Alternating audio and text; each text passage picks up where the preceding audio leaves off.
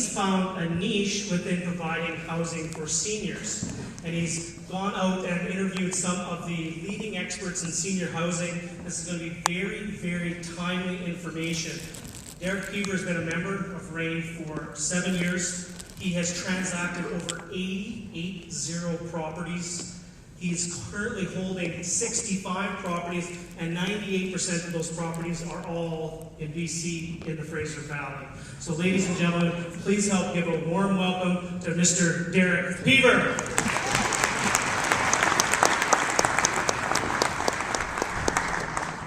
Thanks a lot, Russ, for that generous introduction. I really appreciate it. I'd like to start off by saying that I'm really humbled by the opportunity to speak on the stage at RAIN. And I'm really excited to share with you guys some of the insights into my research on seniors housing. So tonight we're going to talk about some emerging markets within the seniors housing industry. We're going to cover aging in place, independent supportive living, assisted living, and mixed-use innovations. One of which is this image that you can't see so well, or I can't anyways, top right, which is an illustration of a building that's going to be built next year in Abbotsford that I'm really excited to be part of that. A lot of my content for my talk tonight came from a really great book on seniors housing called The Future of Seniors Housing by Kate Manser. And it's the planning, building, and operating successful seniors housing projects. So really good book for anybody that this talk piques your interest in seniors housing. This is an interesting local image that Kelly and some other people might recognize from Maple Ridge. It's called Maple Towers. Just a little interesting thing I came across. This landlord has a 30-year lease with BC Housing, so not a bad way to pay off a mortgage.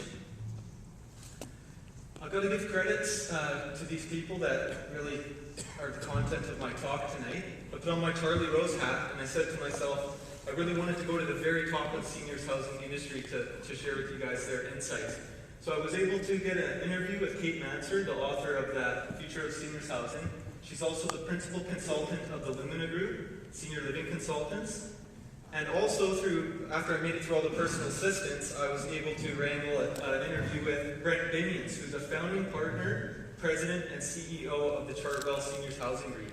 That's Canada's largest seniors housing REIT. So it's right from the top, and I've got some insights from those guys to share with you guys tonight. Before we do that, I just want to go over a few quick definitions within seniors housing. We're going to talk about younger seniors, which is age 55 to 75. With that type of age group, you're looking more at independent supportive living. You're starting to see more of these resort-style living type accommodations popping up. There's lots of services, amenities like clubhouses, things like that, hassle-free accommodations. And the life lease concept. This is a really interesting concept that I personally had never heard of before I started researching seniors housing. And the way I want to explain the life lease concept to you guys is imagine a senior's checking into a senior's home. They're given two options. The first option, they can put down $250,000 down payment and pay $1,800 a month in lease charges and service charges, or no down payment and there would be $4,000 a month in service charges. So most seniors are going for this reduced cost.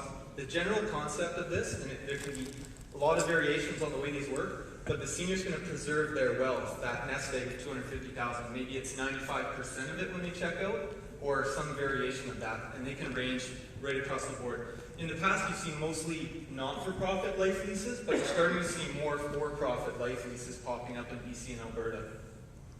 Older seniors, 75 plus, then you're getting into the assisted living, which the definition of that is basically if you're helping people with their day-to-day activities like personal hygiene, medications, meals.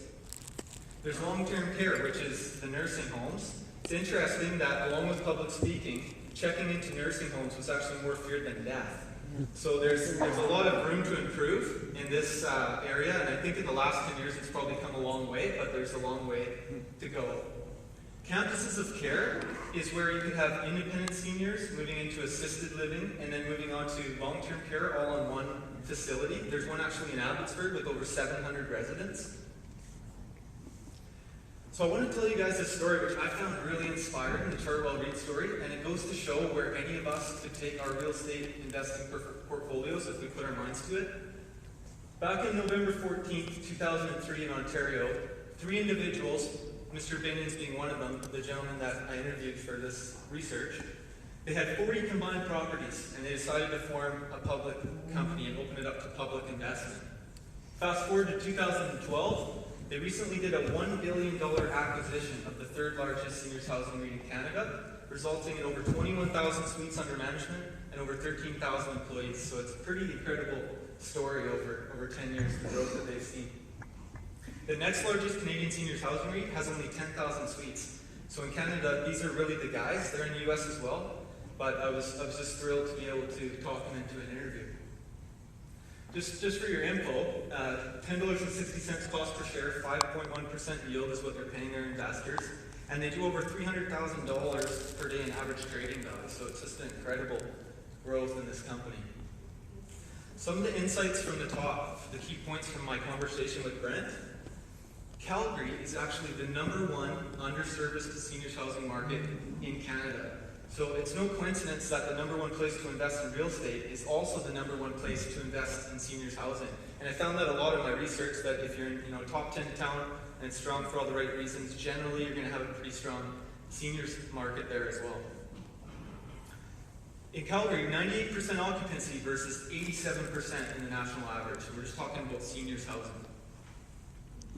It's really interesting that Quebec holds 50% of Canada's seniors housing inventory. And 18% of seniors in Quebec over age 75 check into seniors housing, whereas in the rest of Canada, it's only 5.5%. So I was really shocked by how low that number was. The Canadian average age of entry into seniors housing is 80, and it's interesting to note that since the 60s, the average life expectancy every decade has increased 2 years. So that number may grow as they find cures for diseases. When asked what the biggest challenge facing the seniors housing industry today was, Brent replied without hesitation that it would be the assisted living requirements coming up. He was not confident that the Canadian government would be able to keep up with the need that's coming. When asked what the biggest risk facing the seniors housing industry was, he replied right away, oversupply. So I guess, just like the rest of us, they're in the rental real estate business, and oversupply is the killer. He talked about non-operator developers. So back in the boom, 2007, 2008, there was a lot of people that weren't necessarily in the seniors housing industry that were overbuilding the market. And as a result, occupancy was down 4% across Canada. So the tide went out, there were foreclosures as a result. Chartwell REIT actually scooped up a few of these properties. And just so RAIN members know, if you guys ever come across a building, 80 to 100 units or bigger that could potentially be converted into seniors housing, these guys might be interested in assigning it off you. So not a bad way to make 50 grand or 100 grand if you know somebody or have access to that. So let's get into some macro considerations. Baby boomers, the definition is born 1946 to 1964, account for nearly 1/3 of Canada's population of 32 million. There's currently 4.3 million Canadian seniors aged over 65. 9 million Canadians aged over 65 by 2031. So picture this huge hump of population that's coming. We start downsizing as a society at about age 65. So you go up the ladder, condos, townhouses, bigger and bigger houses to your late 50s. And then right around age 65, that trend starts to reverse back down to the condos. The average net worth of families 65 plus in Canada was $440,000, with significantly less for single seniors. 1/3 of that was derived from principal residence equity, 1/5 from pension plans. And since 2008, both of these portfolios have come off, in some cases 30%, and that for sure has had an impact on seniors housing. Because a lot of these seniors are waiting to take their chips off the table and check into a seniors housing facility. A big part of Brent's concern, Mr. Binion, was Alzheimer's, dementia care, and caregiver support. 1 in 8 people over 65 currently suffers from Alzheimer's. 1 in 2 at age 85. It's actually the 6th leading cause of death in the US. It's interesting to know that the rest of the top 5 causes are actually in decline, but Alzheimer's is expected to double in the next 20 years.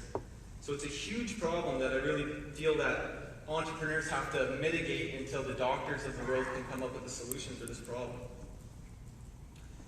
One thing that Kate really made me understand was that Kate Manser, the author of The Future of Seniors Housing, was that no matter how flash the marketing is and how great of a seniors place you're operating, people are checking into assisted living because they need to, not because they want to. So keep that in mind. It's a little bit different marketing approach for assisted living. There's 1.8 million Canadian movers over the age of 65 by 2031. So we're not talking about international immigrant seniors, which based on what I found was they mainly go to Vancouver, Toronto, greater areas, also where the opportunity is, like Alberta, obviously. In BC, 50% of them will move within the same city or town, 36% within the same province, and 10% interprovincially, but only 5% to another country. So I was pretty surprised by that information. I thought a lot more Canadian seniors were going down to the Sun Belt, to Mexico, Central America, but it's actually not the case. That's much more a U.S. phenomenon, where the U.S. seniors are moving down than in Canada. We're proud Canadians, our families are here, and generally we're growing old in Canada. It's interesting to know that the key decision maker, statistically speaking, is going to be the eldest daughter in the family. So you quite often see the seniors within a 10 square mile radius of that primary caregiver, the eldest daughter. Let's look at the top BC investment towns and how the population breaks down and what size the seniors housing market is. In Abbotsford, for example, there's 19,700 seniors aged over 65. It represents 15% of the total population. In Surrey, you've got 56,570, which represents 12% of their total population. Calgary, 109,185 seniors. That's a very young city, 10% of their population. It's the youngest one that I looked at. Edmonton, a little bit older, 12%. And you can see in Calgary, well-paid, nice boomer demographic coming into the independent living and a big demand for assisted living in the future, and they can afford it.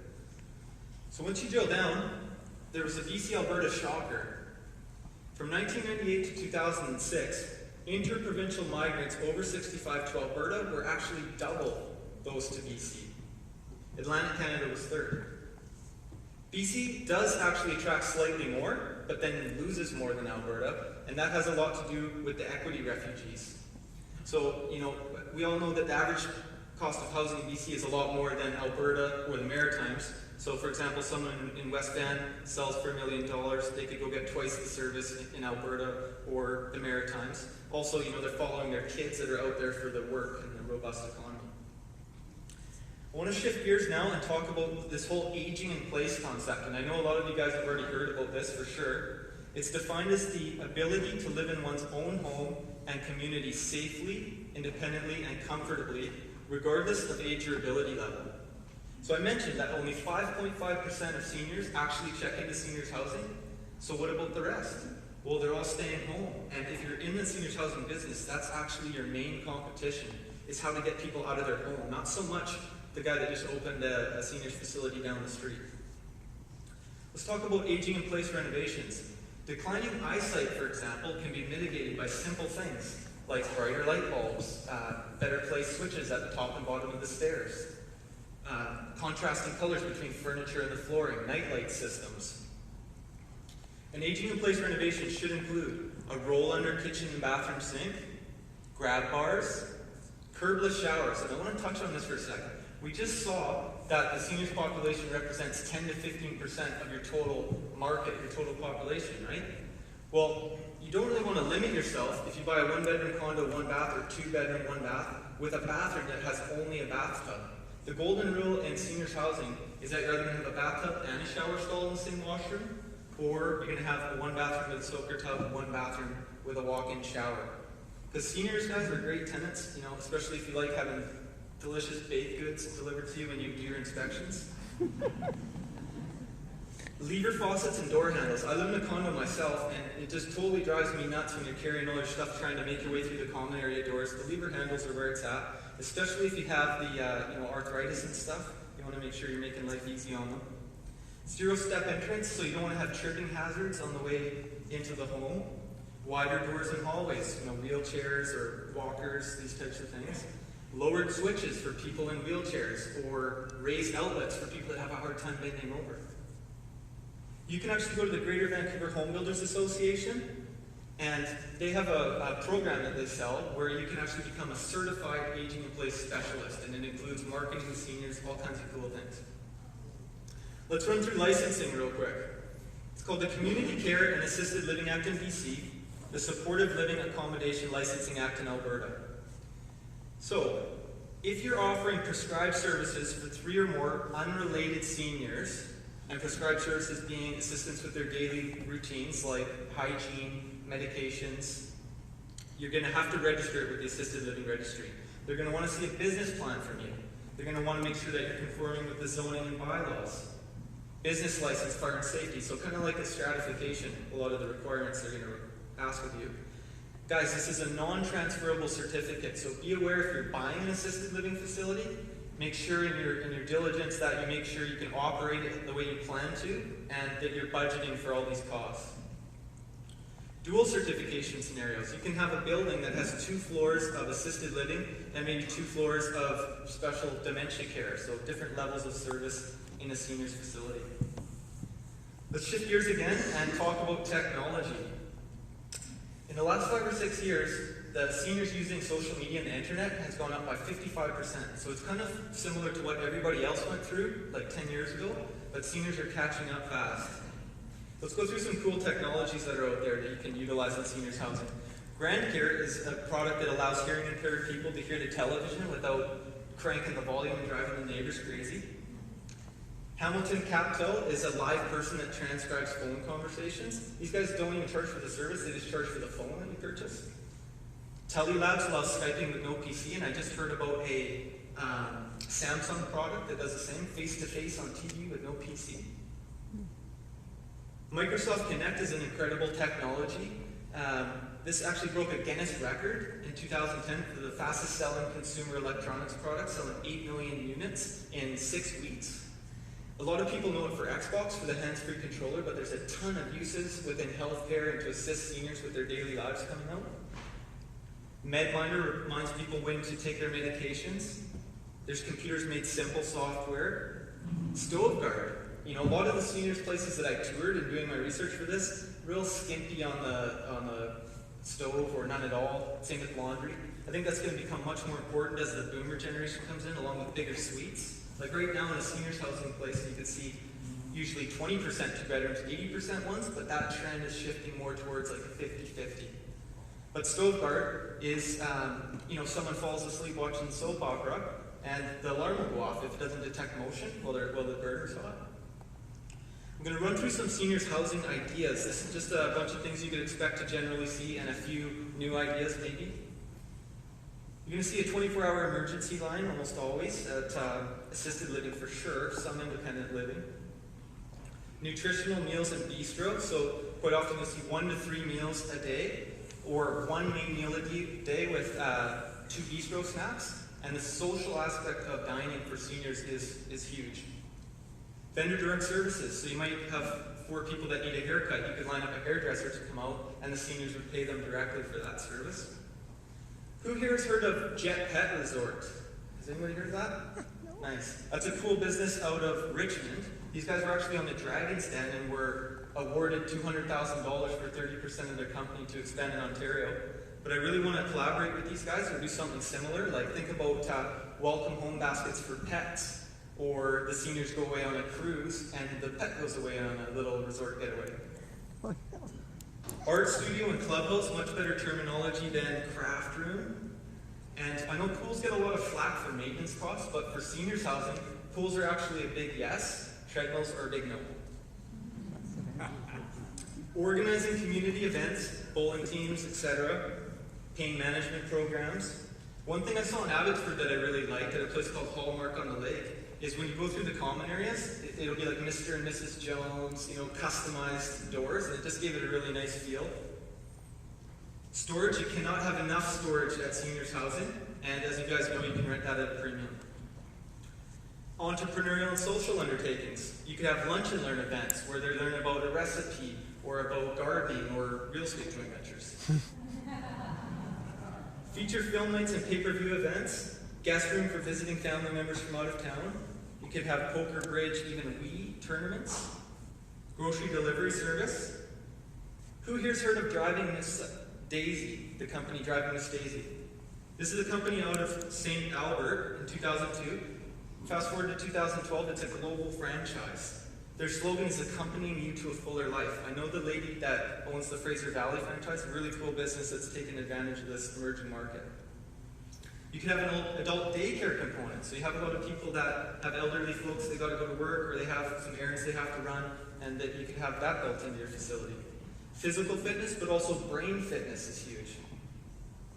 And my own little idea here, house scooters. So you have these little loaner scooters with a nice wrap on it, maybe a nice flag with your brand, going up to the store to grab some supplies.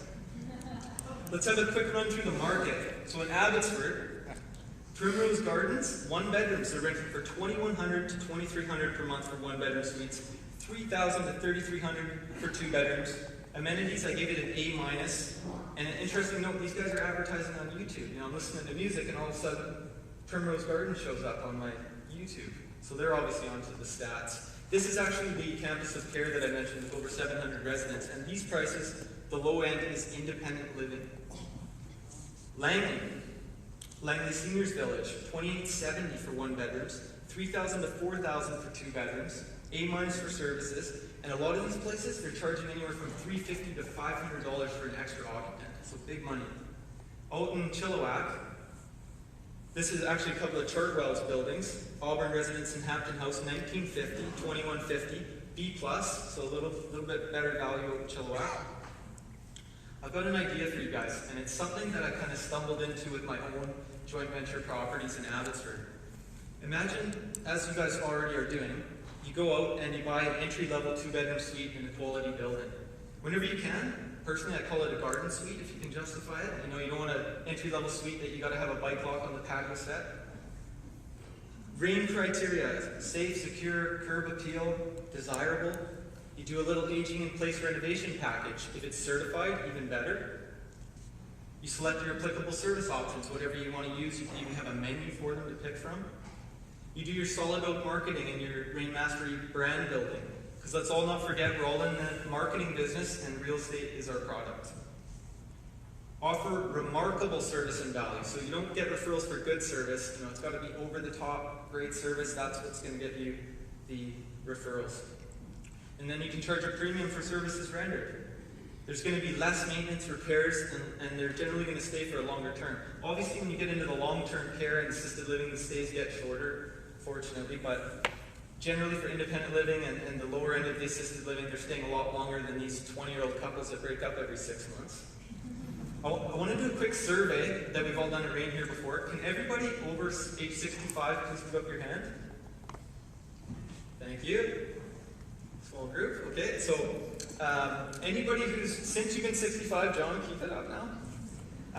Anybody since you've been 65 that's had a crazy party at your house and totally trashed the whole place, leave your hand up. Nobody? Okay. So point taken. I've got a big deal idea for you. Imagine going out in a place like Chilliwack where there's a big universe of mom and pop apartment buildings where you're under the radar of guys like Brent Binions that are looking at the big buildings.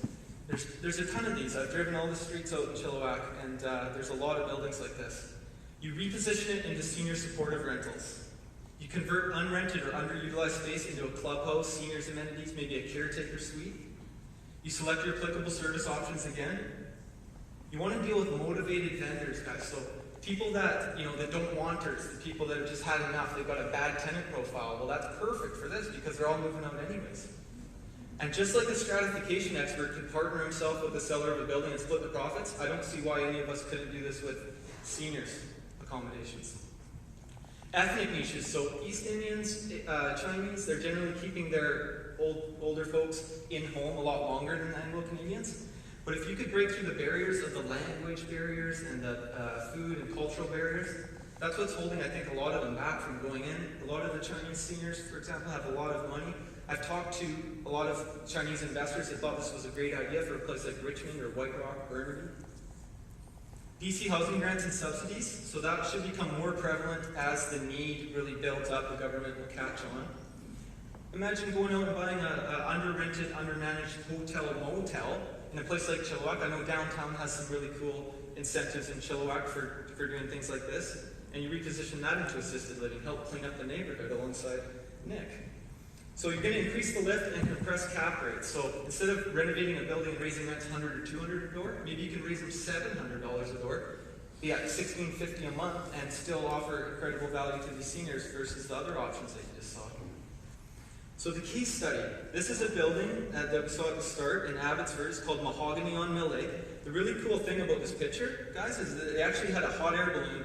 This building doesn't exist yet, but they had a hot air balloon above the site. And they took pictures and they superimposed them on the actual suite layout so that they can sell the view that people are going to actually see from their suites. So I thought that was pretty cool. That's the show center.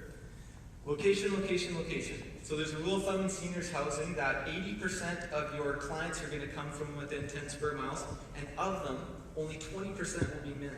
So generally what happens is they can live compensating for each other's shortfalls until the man passes away, which generally have shorter lifespans, and then the missus checks into seniors housing. This particular case, in Mill Lake District, the seniors population is 30.4% of the total population, so double the average of Abbotsford. So we're targeting a senior-rich environment. The Fraser Valley ripple effect, we've heard about that here. One way that I picture it is all these 10 square miles overlapping all the way down the #1 freeway, and a huge magnet out at Chilliwack. Because if you're going to go this way, you might as well, save $1,000 and go that way.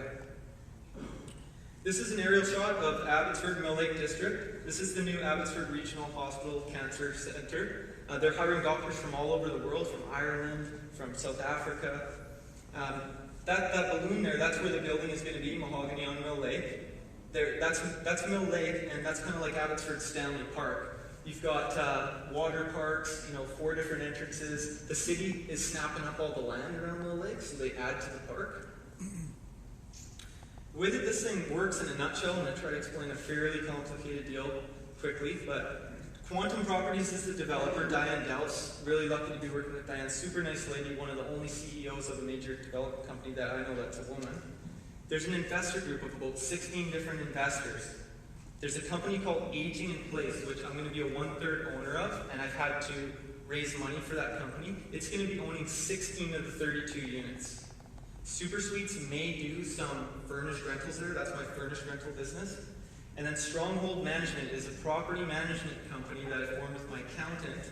And it's going to be leasing all 32 units, paying $1,300, $1,600, those type of rents, and then re-renting to seniors or as furnished rentals, less our service charges. That's kind of how the business works. At a glance, we're looking at doing 3 floors of seniors, 1 floor of furnished rentals, depending on the demand leading up to occupancy. We're making history as the tallest building in Abbotsford, so it's pretty exciting to be a part of this. 26 stories versus 17 stories. We're the tallest outside of Metro Vancouver, so eat your heart out, Kelowna. Volume discount and benefits, there was no realtors involved. There's no other rentals in the building, so our 32 units are going to be the only ones that are rented. Grandfathered, and I can tell you guys, if you're doing anything different than the majority of people, you're going to get attacked constantly by Stratus. So really important thing when you're doing like furnished rentals or seniors accommodation in a strata building. And I've actually heard some dirty rumors about new disclosure statements that are coming out that are a bit weak on the grandfather clause, so keep your eye out for that. If you get off on the corporate housing floor, it feels like corporate housing. You get off on seniors, it feels that way. There's no access to the other floors. We're in early, so we can talk to Diane about doing some of the renovations that I talked to you about. One thing I learned from Diane is that when you're doing a high-rise, the view sells, so you generally want commercial on the bottom until you get to the viewpoint. And she's already got a pharmacy that's signed on, a couple doctors, and we might have a lunch doctor catering business that's in the bottom that can cater meals up to the seniors. We're actually going to be collaborating with Peter Gorski from Whistler, we hope, who's an organic farming entrepreneur up in Pemberton. A long and drawn-out agreement. So I don't know if you guys remember last month when Mark talked, he said he'd never been asked for one. Well, I was the first guy to go into his office with a straight face and ask him for a long and drawn-out agreement. So key points in review. Aging in place opportunities. Whether you're a realtor or a mortgage broker that helps people with reverse mortgages and things like that, or a downsizing specialist, there's so many different business opportunities there. I showed you guys how you could be in the seniors housing business even with 1 condo. large-scale ideas, and you could do the same thing I'm doing with this mixed-use innovation. You know, if you package up a group of investors, go to the developer who doesn't have to pay realtor fees, and everybody kind of scratches each other's back, it can work out pretty good.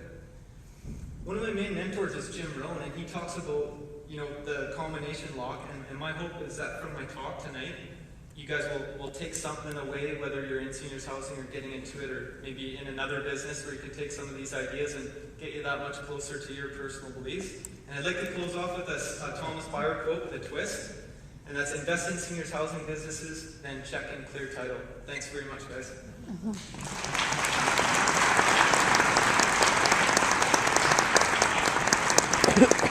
Derek, I wish you'd provide us a little more detail. Wasn't that a wonderful presentation? Yeah. Just chock full of details. Thank goodness everybody's getting the slides here, because there's a tremendous amount of details, information here. I do have a couple real key questions for you. First of all, congratulations for your tenacity on going to the key players in this and doing that on behalf of the entire community. Derek goes out, interviews some of the top players, the big guns in this, and then comes back and shares with everybody. Isn't that a wonderful treat? Let's give Derek a round of applause for that. So is this a profitable model? You showed what they're charging for rents, but obviously the more services you put in place, the more the costs are going to go up. Is this a profitable business model? It is, and a big part of that is we're going to be doing market research leading up to this. We're actually hiring Kate Manser, so if you're doing something like this, budget for that. She's going to be doing focus groups so we can determine exactly what the market is, what level of service, what the price point is. And also with the developer, like, we're obviously concerned that if we bring in all these units at once, we're going to be responsible for all the rents. So for 2 years, we actually have protection from the developer on shortfalls. So the answer is yes? Yes. Okay. Well, that's what I just want to know, because you showed the one side, but we didn't really talk cost, but I saw a lot of services, and every service costs money. But so obviously it sounds like it's a profitable business model. So someone's sitting here, let's say we're sitting here and we have, you know, between 1 and 3 properties, and we would agree with you that it's an emerging trend, seniors housing. What can we do here for in that boat between 1 and 3 properties? What can we do? What maybe a couple things we can do to capitalize on that trend? Well, personally, like, without even trying to package it up as an actual business, like, I'm renting 2 bedrooms in Abbotsford for $1,250, $1,300. You know, they just like that I'm prompt to give them good service. They're mostly entry-level suites, but if you got an elevator, you know, they'll consider top floor as well.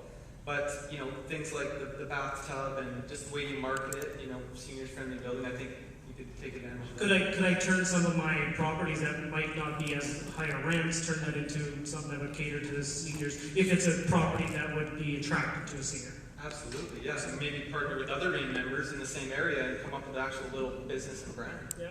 I'm just doing a lot of interviews on rent to own and things like that as a way of increasing cash flow. This is another fantastic niche opportunity with a little bit of information and a little bit of knowledge and a wonderful support team. You can get more cash flow out of your property. So let's give Derek a round of applause, please.